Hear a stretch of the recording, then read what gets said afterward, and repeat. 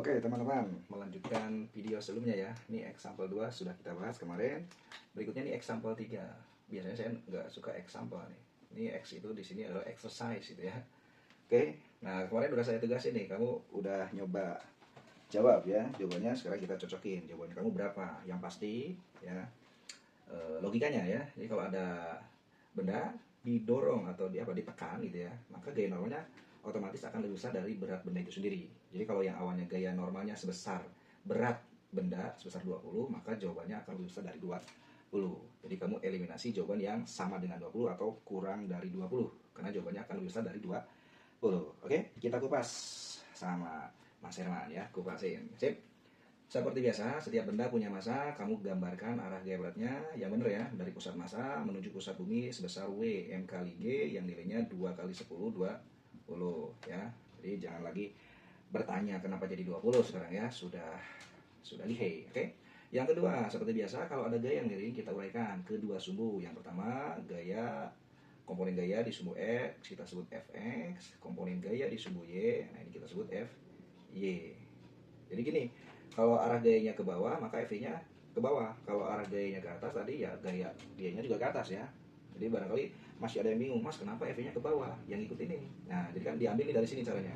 Dari ujung ini kamu tarik garis lurus. Nah, tarik dari pangkal ya ke situ. Itulah Fy. Dari pangkal ke kanan itulah Fx. Oke? Nah, Mas sudutnya di sini gimana ceritanya? Gampang, matematika ya. Kalau sudutnya di sini, biar kita tahu tadi depan miring, samping miring, atau dekat sama sudut, jauh sama sudut, pindahkan dulu. Jadi kadang sudah ditaruh di sini, sudutnya itu sama pembuat soal.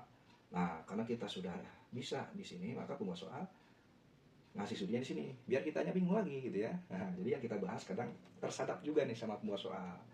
Kita udah bisa di sini, pembuat soal malah ganti di sini. Nah, sekarang kita kupas pokoknya. Gimana caranya pembuat soal bingung ngasih soal lagi gitu ya. Jadi 30-nya pindah otomatis ke sini ya. Nah, itu kalau masih bingung tanya guru matematika kamu. Ya, nah 30. Berarti sudah tahu sekarang patokannya. Kalau ini 30 dekat sama sudut, ingat tadi apa? Batu kos. Nah, samping miring atau sok gitu ya. Yang jauh sama sudut ya sin. Berarti di sini F sin 30. Nah, satu gaya lagi. Ini fokus utama kita tadi gaya normal. Inilah gaya normal. Sip. Jangan nabrak ya. Ini N yang mau kita cari. Dah, gambar kita sudah beres, fisika kita sudah tuntas sebenarnya di sini. Tinggal matematikanya. Oke, kembali ya, benda dalam keadaan diam sehingga jumlah gaya di sumbu Y nilainya sama dengan 0. Seperti biasa kita pisahkan yang ke atas positif, berarti ada siapa? Ada N positif, ternyata nggak ada teman lagi. Sisanya ke bawah, berarti min gaya berat itu sendiri, min Fy barusan ini. Nilainya sama dengan 0. Kita pisahkan sendiri, itulah N, W-nya jadi positif, F-nya jadi positif. W-nya kita sudah hitung 20 Newton. Ditambah F-nya F sin, berarti ditulis F sin 30. Kita selesaikan, berarti ini 20 ditambah F-nya 100, sin 30 setengah. Setengah dari 100, 50 tambah 20, 70. Ternyata betul nih, gaya normalnya akan lebih besar dari berat itu sendiri. Karena gayanya diberikan pada benda arahnya ke bawah, ditekan gitu ya.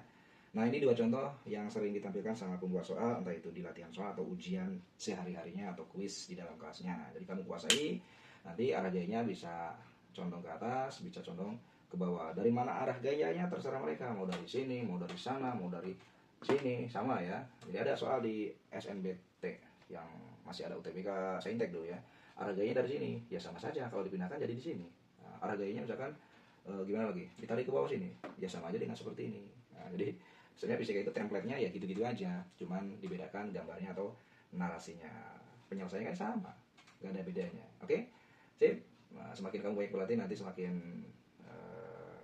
besar peluangnya kamu peluang ketemu soal yang mirip dengan apa yang kita bahas ya. Jadi nilai ulangan hariannya besok meningkat gratis. Oke, kalau ada pertanyaan silakan komen di bawah lagi ya. Kita nanti masuk ke contoh berikutnya yang terkait gaya normal di bidang miring boleh ya. Untuk hari ini sampai sini dulu. Terima kasih. Selamat malam kalau di saya hari ini ya.